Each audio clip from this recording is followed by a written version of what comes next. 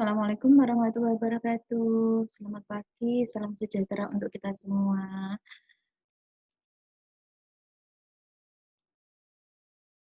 Pada pagi hari ini saya akan menjelaskan mengenai konsep dasar penelitian pengembangan. Di sini ini adalah pertemuan kedua kita setelah pertemuan pertama kita membahas mengenai rencana perkuliahan semester. Materi untuk yang pertama yang akan saya jelaskan pada pagi hari ini adalah mengenai konsep dasar penelitian pengembangan. Kita mulai saja ya untuk menyingkat waktu. Yang pertama, apa saja sih nanti yang akan kita bahas atau kita diskusikan bersama? Yang pertama adalah berkaitan dengan definisi dari research and development atau definisi dari penelitian pengembangan. Yang kedua adalah mengenai jenis-jenis penelitian pengembangan. Yang ketiga adalah mengenai posisi penelitian pengembangan dalam bidang penelitian itu terletak di mana. Jadi kita harus tahu persis di mana sih letak posisi R&D itu dalam bidang penelitian. Yang selanjutnya adalah berkaitan dengan R&D sebagai konektor atau sebagai penghubung. Kenapa R&D ini nanti akan dijadikan sebagai penghubung dalam tahap penelitian? Yang selanjutnya adalah mengenai tahapan-tahapan dalam penelitian pengembangan. Ada juga mengenai metode dan tujuan kenapa penelitian pengembangan itu harus kita lakukan.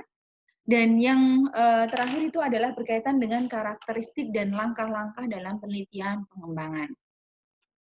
Untuk menyingkat waktu, mari kita mulai dengan materi yang pertama. Mengenai definisi dari research and development, definisi dari penelitian pengembangan itu sendiri. Di sini ada beberapa definisi mengenai penelitian pengembangan. Yang pertama, Borg and Gall pada tahun 1983 mendefinisikan penelitian pengembangan itu sebagai proses yang digunakan untuk mengembangkan dan memvalidasi produk-produk pendidikan. Jadi pada definisi Borg and Gall ini kaitannya adalah mengkhususkan bahwa penelitian pengembangan ini digunakan untuk produk-produk pembelajaran, untuk produk-produk dalam pendidikan. Sehingga dengan dilakukannya penelitian pengembangan ini mendefinisikan sebagai suatu proses. Ketika itu adalah proses, maka ada tahapan siklus yang dilalui. Nah, sehingga inilah kenapa Borg and Gall mendefinisikan sebagai penelitian pengembangan itu sebagai proses yang digunakan untuk mengembangkan dan memvalidasi produk-produk dalam pendidikan. Setelah itu, di tahun 1990,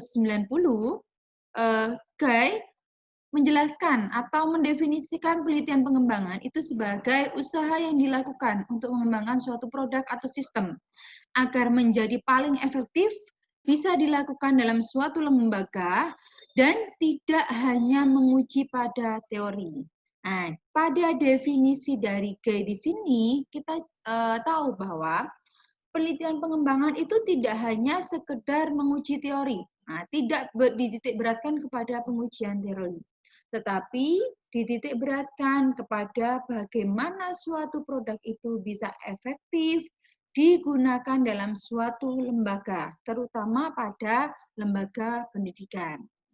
Ini titik poinnya dari G adalah efektivitas dari penggunaan produknya, tetapi tidak menguji teori dari suatu bidang. Gitu. Yang selanjutnya, Sil and Ritchie tahun 1994 mendefinisikan developmental research as opposed to simple instructional development has been defined as the systematic study of designing, developing, and evaluating instructional program, process and product that must meet the criteria of internal consistency and effectiveness.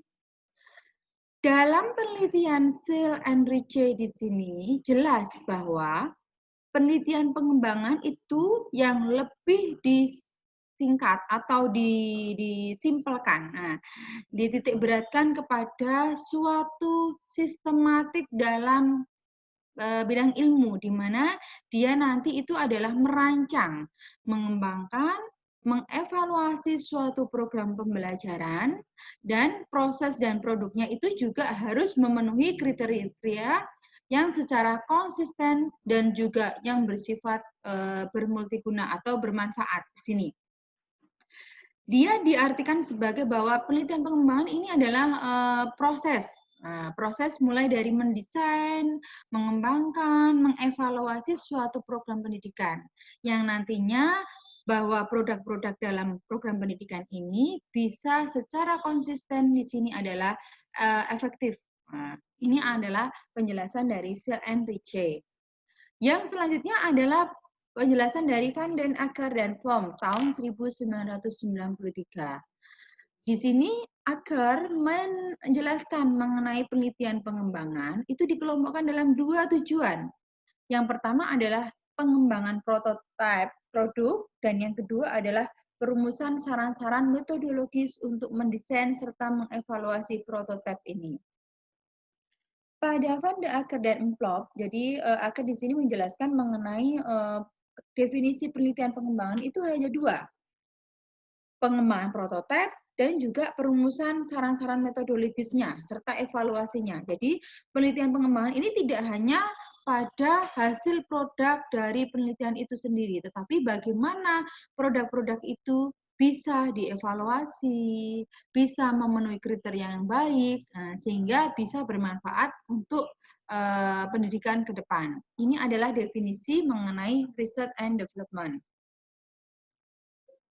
Jenis-jenis dalam penelitian pengembangan. Jadi penelitian pengembangan atau jenis-jenis dalam penelitian di sini ya. Jenis-jenis dalam penelitian di sini ada beberapa hal. Karena penelitian itu mengacu kepada beberapa bidang, maka jenis-jenis penelitian ini juga ada beberapa. Yang pertama adalah dilihat dari bidang keilmuannya. Penelitian ini ada penelitian yang berkaitan dengan bidang akademis, dengan profesional, dan juga dengan institusional. Yang kedua, berkaitan dengan tujuan, itu ada penelitian murni dan juga ada penelitian terapan. Yang ketiga, berdasarkan metodenya, maka penelitian ini meliputi penelitian survei, expository eksperimen, naturalistik, policy research, action research, evaluasi, sejarah, dan juga research and development. Dilihat pada tingkat eksplanasinya, ada penelitian deskriptif, komparatif, dan juga penelitian asosiatif. Sedangkan berdasarkan pada kurun waktu pelaksanaannya, ada penelitian cross-seksional dan penelitian longitudinal. Jadi ini adalah beberapa jenis-jenis penelitian berdasarkan kepada konteksnya masing-masing. Yang pertama adalah berdasarkan pada konteks bidang keilmuan, yang kedua adalah berdasarkan pada tujuan, yang ketiga adalah berdasarkan pada metode, dan yang ketiga adalah tingkat eksplanasi, dan yang keempat itu adalah berdasarkan waktu pelaksanaan penelitian itu sendiri. Sekarang kita akan melihat seperti apa sih atau letaknya di mana sih research and development dalam penelitian pengembangan ini atau dalam penelitian. Di sini posisi penelitian pengembangan, kalau kita lihat berdasarkan pada metode penelitiannya, ada 2. Ada berdasarkan pada tujuan penelitian dan juga tingkat kealamian tempat penelitian. Berdasarkan pada tujuan, kita mengenal ada penelitian dasar. Setelah itu ada penelitian pengembangan dan juga ada penelitian terapan. Nah, kita lihat bahwa research and development itu dia terletak di antara penelitian dasar dan penelitian terapan. Berarti pada kategori research and development, dia tidak hanya menjelaskan atau mendeskripsikan pada suatu konteks, tetapi dia lebih ke arah bagaimana untuk mengembangkan produk. Setelah produk itu dikembangkan, maka aplikasi dari produk itu nanti yang akan diteruskan pada saat penelitian terapan. Yang selanjutnya adalah berdasarkan tingkat kealamian tempat penelitian, maka penelitian ini berdasarkan ada 2, ada eksperimen, ada survei, dan juga ada naturalistik. Nah, seperti apa di sini eksperimen? Bagaimana kita melaksanakan penelitian secara eksperimen? Yang mana kealamian tempat penelitian ini sangat harus didukung. Nah, penelitian survei dan juga penelitian naturalistik juga penting. Bagaimana nanti kita melakukan penelitian yang mana kita bisa menggunakan beberapa kuesioner, bisa menggunakan beberapa soal tes yang tidak membutuhkan kepada eksperimen itu sendiri. R&D sebagai konektor. Nah, ini kenapa R&D kok sebagai konektor? Kita tahu bahwa Tadi kita sudah menjelaskan secara singkat bahwa di dalam penelitian itu ada basic research, ada R&D, dan juga ada apply research. Basic research di sini adalah arah dan tujuan penelitian itu adalah menemukan pengetahuan baru yang sebelumnya belum pernah diketahui. Berarti pada basic research biasanya di sini kita lebih banyak mengeksplor deskripsi-deskripsi dalam bidang penelitian itu sendiri. Sehingga kita tahu pengetahuan baru apa yang akan kita dapatkan. Nah, pada basic research ini lebih banyak menjelaskan secara deskripsional. Sedangkan pada apply research, penerapan penelitian di sini adalah menemukan pengetahuan secara langsung atau praktis yang dapat digunakan. Meskipun pada apply research ini bisa juga dia menggunakan penelitian untuk mengembangkan produk. Tetapi di sini berarti produk itu sudah benar-benar bisa digunakan. Sudah melewati beberapa tahapan uji coba, sudah melewati beberapa tahapan revisi, sehingga produk itu ketika sudah ready bisa digunakan dalam bidang penelitian apply research. Nah, inilah peranan R&D sebagai konektor atau penghubung. R&D di sini sebagai konektor karena dia menghubungkan antara basic research dengan apply research. R&D pada saat pelaksanaan R&D kita membutuhkan bagaimana kita bisa menganalisis kebutuhan yang digunakan untuk mengembangkan suatu produk. Nah, ketika kita menganalisis kebutuhan, kita membutuhkan beberapa deskripsional. Inilah yang dinamakan sebagai basic research. Sedangkan pada saat sudah memenuhi kebutuhan untuk pengembangan suatu produk, di sinilah nanti kita akan melewati beberapa tahapan, mulai dari uji validasi produk, sampai pada saat produk itu diuji coba dalam skala kecil, direview kembali, diuji coba lagi dalam skala yang agak besar, direvisi kembali, sampai produk itu bisa benar-benar bisa digunakan dalam apply research. Nah, sehingga posisi R&D di sini adalah sebagai penghubung antara penelitian basic dan penelitian apply. Yang selanjutnya adalah berdasarkan pada tahapan penelitian dan pengembangan. Dalam tahapan penelitian pengembangan, ada beberapa hal. Yang pertama adalah kenapa di sini disebutkan sebagai need assessment. Kita tahu bahwa untuk melakukan penelitian pengembangan, need assessment ini mutlak harus dilakukan. Nah, di sini untuk melaksanakan penelitian pengembangan yang terlebih dahulu dilakukan oleh peneliti itu adalah meneliti mengenai analisis kebutuhan. Penelitian analisis kebutuhan ini berkaitan dengan seperti apa, produk-produk seperti apa nanti yang akan digunakan oleh subjek-subjek penelitian. Nah, inilah pentingnya analisis pertama dalam penelitian pengembangan, di mana pada penelitian pengembangan ini, analisis kebutuhan pertama inilah nanti yang akan digunakan sebagai basic research. Yang selanjutnya adalah pada kaitannya dengan produk. Setelah analisis kebutuhan itu terlewati, maka tahap selanjutnya adalah kita menghasilkan produk yang bersifat hipotetik. Nah, pada produk hipotetik inilah nanti yang akan dilakukan berbagai macam uji coba. Mulai dari kita harus melewati uji coba kevalitan produk, uji coba eksperimen, sampai pada merevisi produk-produk itu sehingga mendapatkan produk-produk yang benar-benar valid untuk digunakan. Setelah tahapan produk-produk ini sudah selesai digunakan, maka yang terakhir itu adalah apply research.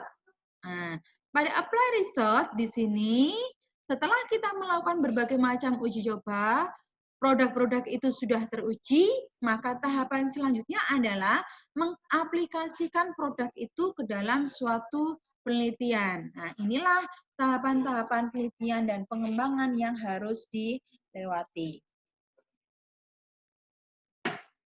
Selanjutnya yang akan saya jelaskan adalah berkaitan dengan metode R&D. Seperti apa sih nanti ketika kita melaksanakan penelitian pengembangan? Metode-metode apa yang harus kita lalui? Yang pertama adalah berkaitan dengan metode deskripsi. Metode deskripsi di sini adalah digunakan untuk menghimpun data, yang mana data itu digunakan untuk menganalisis kebutuhan. Analisis kebutuhan berdasarkan apa? Ini beberapa hal yang harus kita lihat. Yang pertama adalah berdasarkan pada kondisi produk itu sudah ada perbandingan dengan produk yang pernah dilakukan apa belum. Jadi kita harus membandingkan produk-produk itu nanti, produk-produk yang sudah ada, kita bandingkan terlebih dahulu sesuai dengan analisis kebutuhannya. Kira-kira produk yang sudah ada itu kekurangannya di mana? Produk yang sudah ada itu belum memenuhi kebutuhannya di mana? Yang selanjutnya adalah berkaitan dengan bagaimana dengan kondisi pihak penggunanya. Misalkan ada sekolah, bagaimana dengan sekolahnya, bagaimana dengan gurunya, dengan kepala sekolahnya, dengan siswanya. Ini pentingnya produk itu nanti akan dikembangkan. Yang selanjutnya adalah berkaitan dengan kondisi faktor pendukung dan penghambatnya. Ketika kita akan mengembangkan suatu produk, kita harus lihat juga bagaimana SDM-nya. Sumber daya manusianya seperti apa? Sumber daya sarana prasaranya seperti apa? Sumber daya pembiayaannya seperti apa? Sampai kepada bagaimana pengelolaannya itu seperti apa. Nah, inilah kebutuhan-kebutuhan yang harus kita lihat terlebih dahulu sebelum melakukan penelitian pengembangan. Sehingga pada kebutuhan-kebutuhan ini kita menggunakan metode deskriptif untuk menghimpun semua data. Yang kedua, setelah metode deskriptif itu terlewati, maka yang selanjutnya adalah kita melakukan evaluatif. Setelah kita tahu beberapa kondisi, setelah kita bisa membandingkan apa saja nanti yang akan dibutuhkan dalam suatu produk, maka peneliti selanjutnya adalah bisa menggunakan metode evaluatif, di mana metode evaluatif di sini adalah tujuannya adalah mengevaluasi proses uji coba pengembangan suatu produk. Nah, setelah kita sudah membuat suatu produk, maka kita akan melakukan berbagai macam uji coba. Kita akan melakukan berbagai macam evaluasi, kita akan melakukan berbagai macam revisi. Nah, disinilah pentingnya kita mengevaluasi produk-produk itu. Apakah produk itu sudah sesuai dengan kriteria yang sudah ada, ataukah masih belum mencukupi kriteria yang dibutuhkan. Produk-produk ini dikembangkan berdasarkan pada uji coba. Sehingga setiap kali ada kegiatan uji coba, perlu ada temuan-temuan baru untuk menyempurnakan pada uji coba selanjutnya. Sehingga nanti kita akan melihat ketika uji coba sudah terlewati, maka ada beberapa saran, ada beberapa penyempurnaan yang digunakan. Nah, maka disinilah tahapan metode evaluatif itu dilakukan. Yang selanjutnya adalah setelah evaluatif itu dilakukan, kita mendapatkan suatu produk, di mana produk itu siap digunakan dalam suatu eksperimen. Maka disinilah peran metode eksperimen itu pada saat uji coba produk secara luas. Nah, di sini ketika menggunakan eksperimen, maka kita harus menentukan dua kelas, antara kelas eksperimen dan juga kelas kontrol. Kelas eksperimen di sini adalah kelas yang akan kita gunakan mencoba produk baru di dalam pembelajaran. Sedangkan kelas kontrol di sini adalah kelas di mana kita tidak menggunakan produk-produk yang kita kembangkan, tetapi bisa menggunakan produk pembandingnya, produk yang lama. Nah, disinilah nanti kita tahu bagaimana sih tingkat efektivitasnya, tingkat keampuhan dari produk itu setelah digunakan dalam penelitian pendidikan. Nah, itu adalah metode yang bisa kita lakukan selama kita menggunakan penelitian research and development. Yang selanjutnya adalah berkaitan dengan tujuan penelitian pengembangan. Nah, tentu teman-teman semua ketika mau melaksanakan penelitian itu pasti menentukan tujuan. Goalnya seperti apa penelitian kita ini? Penelitian kita ini nanti tujuan akhirnya di mana? Nah, maka pentingnya kita menentukan tujuan penelitian pengembangan. Untuk menentukan tujuan, sebenarnya masalah yang akan tujuan itu berkaitan dengan masalah yang akan diselesaikan. Kira-kira tujuan penelitian saya nanti itu untuk menyelesaikan masalah apa? Nah, maka pentingnya kita harus tahu dulu masalah yang akan dipecahkan seperti apa, sehingga kita bisa menetapkan tujuan. Ketika masalah yang akan dipecahkan itu sudah kita identifikasi, maka kita bisa melihat lagi kepada spesifikasi perangkat pembelajarannya, perangkat model, perangkat soal, atau perangkat yang lainnya yang akan digunakan untuk memecahkan masalah itu seperti apa. Jadi pada saat teman-teman tahu bahwa masalah di suatu lembaga itu seperti ini. Ketika kita sudah tahu masalahnya, maka kita perlu juga akan melihat masalah itu nanti akan kita selesaikan dengan model apa. Masalah itu nanti akan kita selesaikan dengan perangkat apa. Nah, itulah pentingnya mengetahui goalnya suatu penelitian dengan melihat masalah terlebih dahulu. Ketika kita sudah melihat masalah, maka kita bisa tahu arah tujuan penelitian itu seperti apa. Nah, itu. Maka di sini nanti goalnya ini adalah bisa menginformasikan proses pengambilan keputusan sepanjang pengembangan dari suatu produk itu bisa menjadi berkembang dan bisa memberikan kemanfaatan bagi situasi yang akan datang. Nah, inilah pentingnya tujuan penelitian pengembangan. Berdasarkan akar. Jadi ini ada beberapa definisi mengenai tujuan penelitian. Jadi menurut akar tahun 1999, tujuan dalam penelitian pengembangan itu memuat 4 hal. Yang pertama adalah berkaitan dengan kurikulum. Nah, karena kita fokusnya adalah berkaitan dengan penelitian pengembangan di bidang pendidikan. Maka yang pertama, kaitannya adalah dengan kurikulum. Kurikulum yang seperti apa sih? Nah, pada tujuan kurikulum di sini adalah tujuan penelitian pengembangan digunakan untuk apa? Untuk mendukung kurikulum. Untuk menginformasikan bagaimana proses pengambilan keputusan itu bisa digunakan sepanjang produk itu bermanfaat untuk pendidikan di masa depan. Nah, inilah pentingnya menetapkan tujuan penelitian pengembangan berdasarkan kepada analisis kurikulum. Sehingga ketika kita merujuk kepada kurikulum, maka tujuan penelitian di sini digunakan sebagai informasi mengenai pengambilan keputusan, sehingga produk itu bisa digunakan untuk pendidikan di masa depan. Yang selanjutnya adalah berdasarkan pada aspek teknologi dan media. Maka tujuan penelitian pengembangan di sini digunakan untuk meningkatkan proses perancangan instruksional, pengembangan, dan juga evaluasi berdasarkan kepada situasi yang ada. Ingat bahwa teknologi dan media itu tidak mungkin akan kita lewati. Mau tidak mau, kita harus mengintegrasikan semua pembelajaran itu dengan menggunakan teknologi dan media. Maka di sini, kenapa digunakan penelitian pengembangan adalah untuk meningkatkan proses pembelajaran, sehingga kita bisa mengembangkan dan juga menggunakan bahan-bahan berupa teknologi dan media itu untuk mengevaluasi kondisi di masa yang akan datang sesuai dengan kondisi yang ada.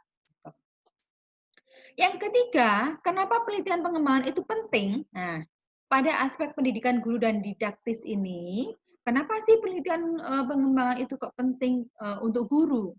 Kenapa penting untuk pengembangan keprofesionalan guru? Nah, disinilah bahwa penelitian pengembangan itu bisa memberikan kontribusi kepada pembelajaran keprofesionalan para guru dan juga praktisi pendidikan.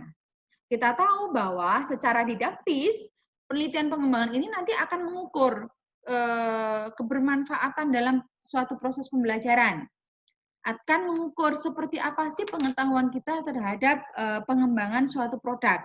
Sehingga dengan melakukan penelitian pengembangan, kita bisa tahu apakah ilmu yang kita dapatkan itu bisa memberikan kontribusi kepada peningkatan pengembangan keprofesionalan kita.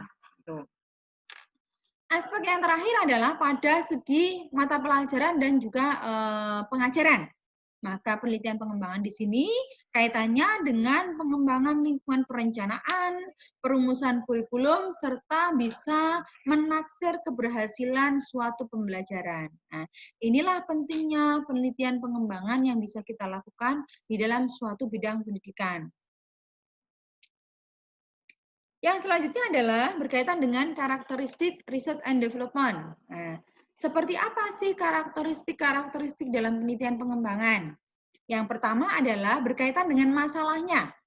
Karakter dari R&D dikaitkan dengan masalah itu seperti apa? Maka di sini masalah itu berkaitan dengan upaya inovatif atau penerapan teknologi. dalam pembelajaran, sehingga tanggung jawab keprofesionalan kita dan juga komitmen kita itu terhadap kualitas pembelajaran bisa dilakukan. Yang mana kalau kita sudah tahu bahwa ada suatu permasalahan di dalam pendidikan itu, kita bisa menerapkan research and development. Sehingga kita bisa tahu, kita berkomitmen terhadap suatu pembelajaran. Kita punya komitmen yang tinggi untuk membuat pembelajaran itu bisa berkembang. Membuat pembelajaran itu bisa memenuhi tujuan pembelajaran yang sebenarnya. Yang selanjutnya adalah berkaitan dengan pengembangan model. Nah, pengembangan modelnya seperti apa R&D itu? Nah, di sini untuk pengembangan model, maka pendekatan dan metode pembelajaran serta media belajar itu bisa menunjang keefektivitasan pencapaian kompetensi siswa.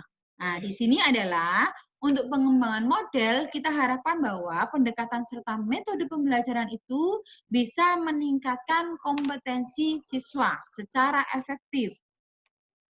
Setelah modelnya itu sudah terpenuhi, maka yang langkah selanjutnya adalah kita mengembangkan produk.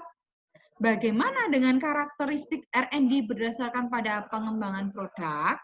Maka di sini pengembangan produk itu harus divalidasi oleh uji ahli, uji lapangan, sehingga menghasilkan produk itu yang berkualitas. Jadi ketika melaksanakan research and development, teman-teman perlu melihat terlebih dahulu, apakah produk ini sudah divalidasi oleh ahli, apakah sudah melaksanakan uji coba secara lapangan, secara terbatas. Nah, kalau ini sudah dilakukan, maka kita bisa menaksir bahwa produk-produk yang kita kembangkan itu bisa melalui proses produk yang berkualitas. Yang selanjutnya adalah bagaimana mengenai proses pengembangannya. Nah, proses pengembangannya bisa macam-macam.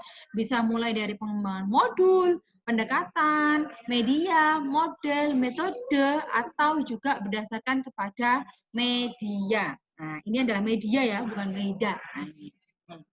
Sehingga inilah karakteristik-karakteristik di dalam penelitian pengembangan itu sendiri. Nah, yang terakhir, seperti apa sih kalau kita mau melaksanakan penelitian pengembangan? Ada beberapa langkah yang harus dilakukan oleh peneliti ketika peneliti itu mau melaksanakan penelitian pengembangan. Yang pertama, peneliti harus research and information collecting. Jadi, meneliti dan menghimpun informasi-informasi yang digunakan untuk menyusun sebuah produk. Nah, inilah manfaat peneliti itu menghimpun beberapa need assessment. Setelah peneliti menghimpun need assessment, maka peneliti itu akan merancang suatu produk. Nah, merancang suatu produk berkaitan dengan kriteria-kriteria need assessment yang sudah dihimpun. Jadi, kita mengembangkan produk berdasarkan pada sudah dipenuhinya analisis-analisis kebutuhan. Ketika produk itu sudah bisa digunakan, maka kita perlu di sini adalah mengembangkan mengembangkan produk secara awal. Di sini adalah begini, produk itu akan diuji cobakan divalidasi kepada ahli terlebih dahulu. Setelah produk itu sudah dirancang, maka langkah selanjutnya yang harus dilakukan oleh peneliti itu adalah menguji cobakan produk itu terlebih dahulu oleh ahli. Nah, disinilah nanti peneliti akan mendapatkan masukan-masukan dan juga mendapatkan saran-saran dari ahli mengenai validasi produk itu berdasarkan sesuai kebutuhan yang sudah ada. Setelah peneliti itu melewati uji coba produk berdasarkan kevalidan dari ahli, maka langkah yang selanjutnya adalah peneliti itu bisa melakukan uji coba produk secara terbatas. Nah, kenapa di sini ada preliminary field testing? Jadi kita menguji cobakan secara awal dengan terbatas subjek. Tujuannya di sini adalah kita mau menghimpun beberapa informasi seperti apakah penelitian ini sudah memenuhi kaidah yang digunakan, ataupun mungkin nanti dalam uji coba produk yang pertama, ini ada beberapa revisi atau beberapa penyempurnaan yang akan dilakukan. Nah, setelah uji coba terlewati, maka tahap selanjutnya adalah kita merevisi produk. Nah, revisi produk ini adalah tujuannya untuk menyempurnakan beberapa hal mengenai produk. Seperti apakah produk itu sesuai dengan karakteristik peserta, apakah produk itu sesuai dengan pada kebutuhan yang sudah dihimpun, apakah produk itu sesuai dengan bidang-bidang yang kita tekuni. Nah, inilah tujuannya kita merevisi produk sehingga kita mendapatkan penyempurnaan produk yang akan diuji cobakan kepada uji coba yang lebih besar. Tahap uji coba yang lebih besar ini akan dilalui. Nah, di mana tahap uji coba besar ini dia akan menghimpun semua subjek-subjek yang bisa merevisi produk itu secara massal. Nah, di sini nanti adalah main field testing. Jadi, kita menguji coba produk itu secara luas. Pada tahap ini, kita juga akan menghimpun lagi seperti apa sih revisi-revisi produk untuk penyempurnaan produk kita. Setelah itu, kita juga akan melewati revision produk secara operasional. Jadi, kita merevisi produk lagi. Jadi, uji coba itu tidak hanya sekali saja, tetapi pada uji coba itu bisa terbatas yang digunakan untuk yang pertama kali.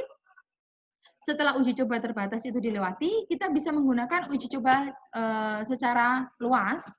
Nah, setelah itu kita juga akan mendapatkan produk akhir, di mana produk akhir ini adalah produk yang sudah melewati beberapa macam validator uji, beberapa macam uji coba terbatas, beberapa macam uji coba lapangan. Nah, inilah nanti kita akan mendapatkan validasi produk atau final product revisi di sini tahap ini.